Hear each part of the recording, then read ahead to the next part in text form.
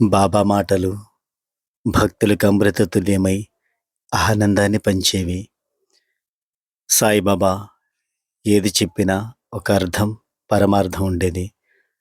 ఈరోజు సాయి అమృత పలుకుల్లో బాబా పలికిన పలుకులు విని సాయి కృపకు సాయి పాత్రలమవుదాం. మన దేవుడు, సాయి శ్రీరాముడు, సాయి పరబ్రహ్మదాత, సాయి భగవంతా.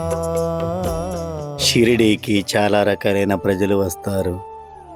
వారంతా సంపద, పిల్లలు, మంచి ఆరోగ్యం మొదలైన రకరకాలైన కోరికలను నా నుంచి పొందడం కోసం వస్తారు.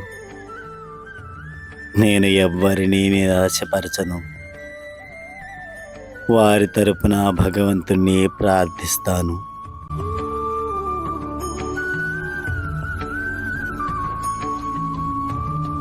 భగవంతుడు కూడా నా ప్రార్థనలకు అనుకూలంగా స్పందించి వారి అవసరాలను తీరుస్తాడు. సుమధురం శ్రీ షిరిడి సాయి రూపం, జగములం వెలుగొని తేజం సాయి, జనములో ఒకడైన బాబా చెప్పిన ఈ వాక్యాలను బట్టి బాబా మనల్ని నిరంతరం మన కష్టాలలో, నష్టాలలో ఏ విధంగా తోడు నీడగా ఉంటున్నారనేది మనం అర్థం చేసుకోవచ్చు. కాబట్టి నిరంతరం కోరికలతోనే బ్రతకకుండా సాయి చెప్పినట్లుగా సాయి మాట ప్రకారం నడిస్తే మన జన్మ ధన్యం. సాయినాథ్ మహారాజ్కి జై.